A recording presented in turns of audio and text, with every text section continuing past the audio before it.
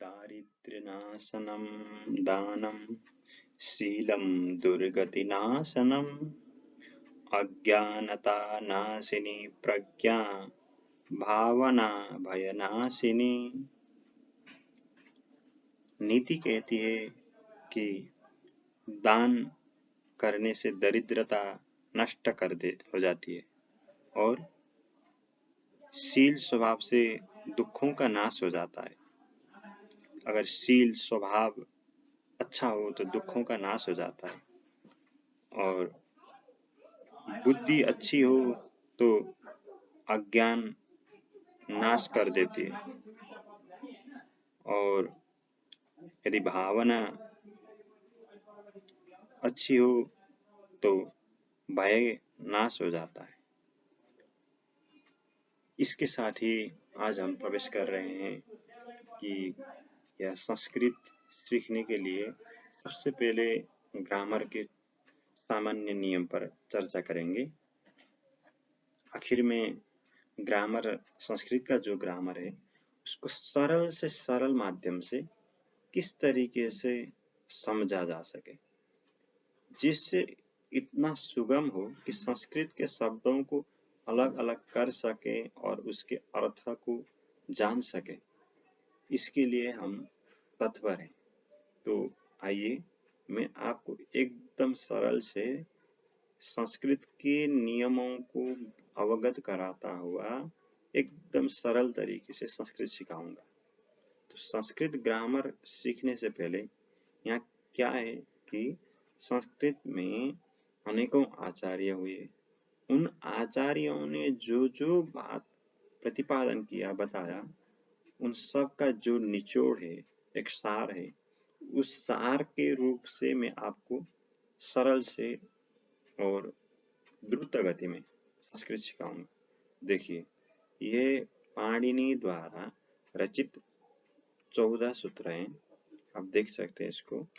ये मैंने सूत्र और उसके संख्या को दिया है, जैसे कि ऐ ऊण, ऋ ऋक्, ए ओम, ऐ औच, हाय वा रट, लण, य म ङ ण नम, झ भ य, घ ढ धस, ज ब ग ड दस, ख फ छ ठ थ च ट तौ, क प य, स ष शर हल।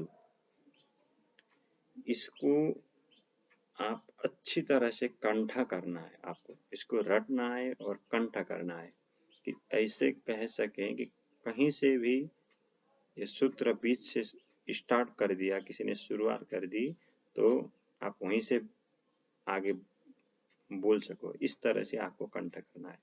तो सबसे पहले ऐ ऊण, ऋ ऋक्, ए ओम, ऐ औच, हा य व रट, लण, य म ङ ण नम, झ भ य, घ ढ धस, ज ब ग ड दस, ख फ छ ठ थ च ट तब, क प य, स ष शर हल।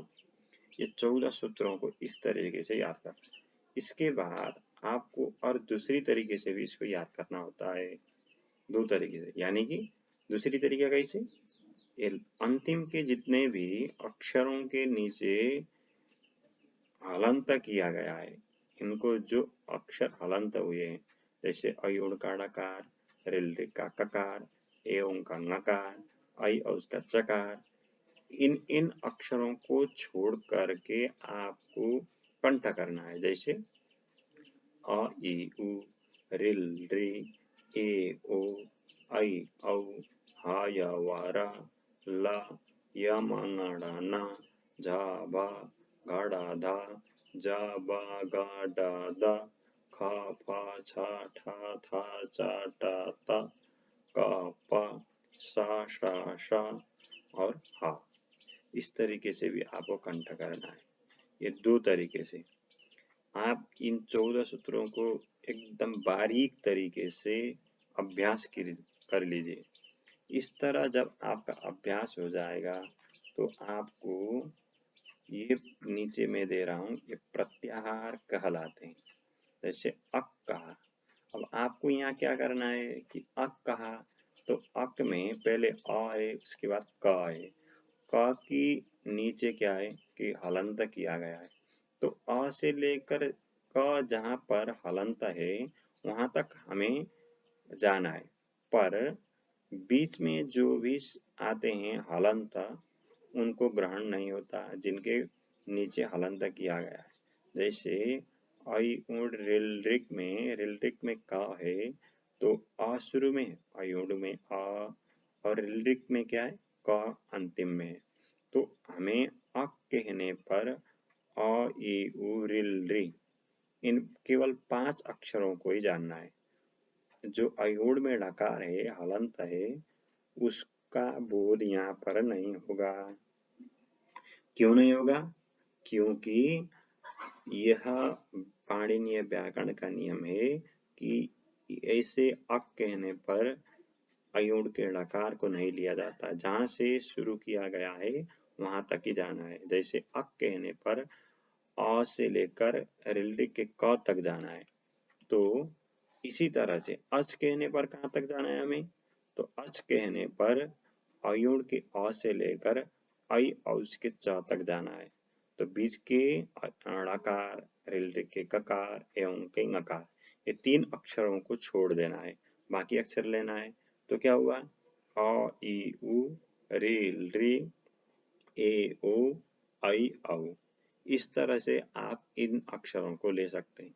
इसी तरह से आपको और क्या है, आड़, जैसे आड़ का तो आ ई उ, इन केवल 3 अक्षरों का बोध होगा आड़ कहने पर। और इयड़ कहने पर, इयड़ कहाँ है, तो हया वरट सूत्र में य है। अब पहले तो क्या था अभी तक, तो शुरू में जो अक्षर आया उसी से था।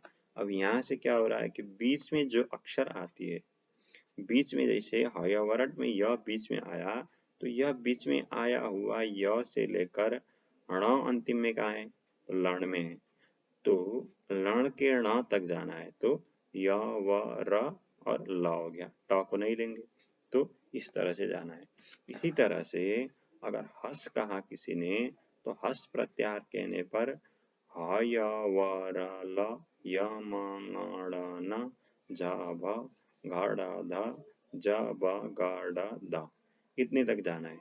तो अब यहाँ पर एक संदेह रहती है कि अयोड़ में भी अंतिम में तो णकार हलंत है, और लण सूत्र में छठवां सूत्र में भी णकार अंतिम में हलंत है।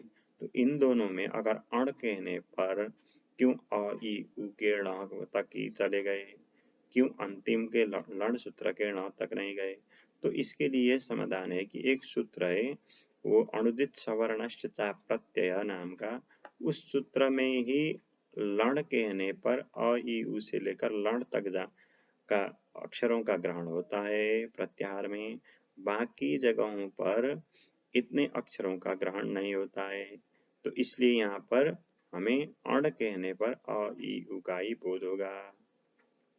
पर ईड़ कहेंगे तो ईड़ तो लण तक ही ग्रहण करेंगे, जहां पर ईड़ आएगा वहां पर तो छठवां सूत्र लण तक ही जाना है। तो इस तरह से आप इन प्रत्याहारों को विशेष कर से करके ख्याल रखिए, इनको याद कीजिए।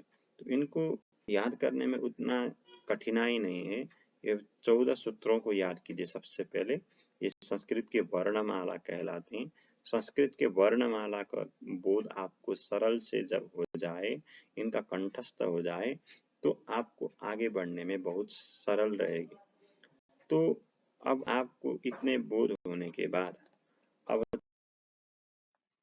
प्रत्याहारों में, क्या प्रत्याहार इतने ही है? तो प्रत्याहार यानी कि और भी हैं। प्रत्याहार का अर्थ होता है जिससे संक्षेप किया जाए, यानी कि आपने देखा अण कहने पर केवल क्या हुआ, अण कहा, एक अक्षर अ पूरा, ण तो आधा था, डेढ़ मात्रा कहने पर किनका बोध हुआ, अ ई उ, इतने 3 अक्षरों का बोध हो गया। यानी कि जिससे थोड़ा कहने पर ज्यादा बोध हो। व्याकरण, संस्कृत का ग्रामर यही चाहता है कि इसका सिद्धांत यही है कि थोड़ा कहे और ज्यादा समझे। तो इसी तरह से आपको और भी प्रत्याहार निर्माण करना है। जैसे आप देख सकते हैं यहाँ पर 43 प्रत्याहार है। देखिए अक, अच, अट, अण, अण। अब ये 2 अण है, एक को आप पहले वाले में लेना है, दूसरे अण को बाद वाले में, लड़ 6वां सूत्र तक, पहले वाले में पहले सूत्र तक। इसी तरह अम, अल, अस, इक, इच, इड, उक, एच, एंग, एच, ऐच, खय, खर, ngम, चय, चर, छव, जस, जय, झर, झल, झस, झस, झस, झस दोनों एक तरीके के, पर इन दोनों में झस झस में पहले वाले झस के अंत्य में तालव्य सकार है और दूसरी वाले में मूर्धन्य सकार है। इन दोनों में अंतर है, आपको देखना है कि अंतिम में सकार में अंतर है। जस, झस, बस, भस, मय, यय, यण, यम, य, यर, रल, वल, वस, सर, सल, हल, हस और र प्रत्याहार।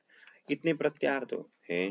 ये र प्रत्याहार जो है, ये र प्रत्याहार में क्या होता है कि अयवर्ण का र और लड़ सूत्र का ल इतने लिया जाता है। ये विशेष करके व्याकरण के अधिक गहन अध्ययनकर्ताओं के लिए यह आवश्यक रहती है। आप सामान्य संस्कृत ग्रामर का अध्ययन करना चाहते हैं तो इसकी उतनी आवश्यकता नहीं रहती।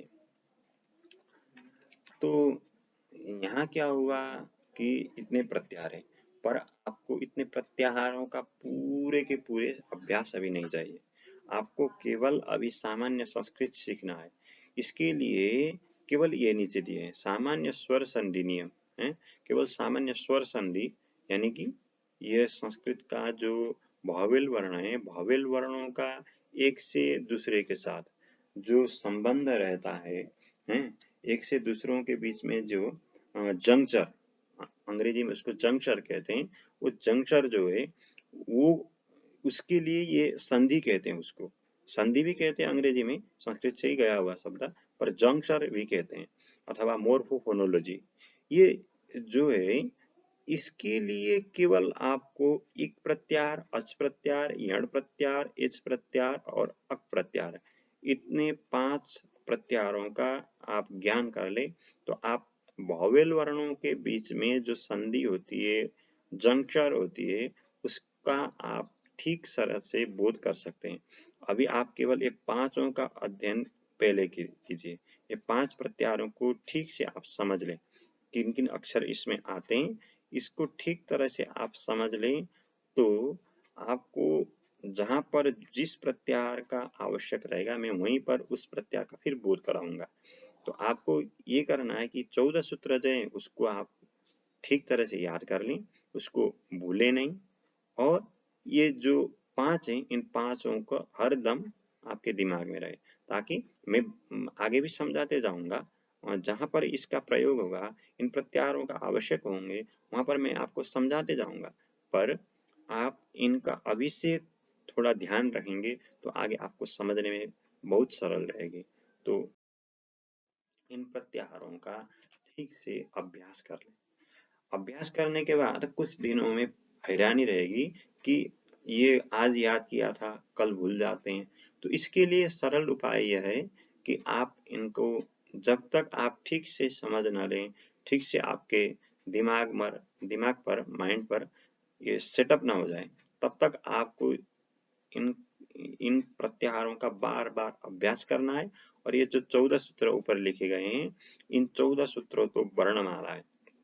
आप अगर हिंदी भाषा को जानना हो अथवा किसी भाषा को जानना हो तो उसके वर्णमाला के ज्ञान के रहित आप उस भाषा को सीख नहीं सकते। इसी तरह संस्कृत भाषा को जानने के लिए यह वर्णमाला जो है वो अत्यंत आवश्यक है।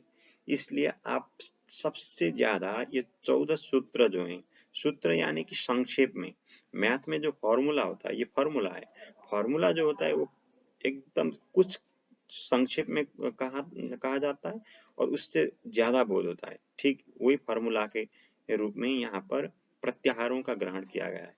तो ये प्रत्याहार और ये 14 सूत्र जो है इनको आप ठीक से समझ लें, कंठस्थ कर लें, और इतना कर ले तो आपको आगे समझने में कोई दिकदार नहीं रहेगी।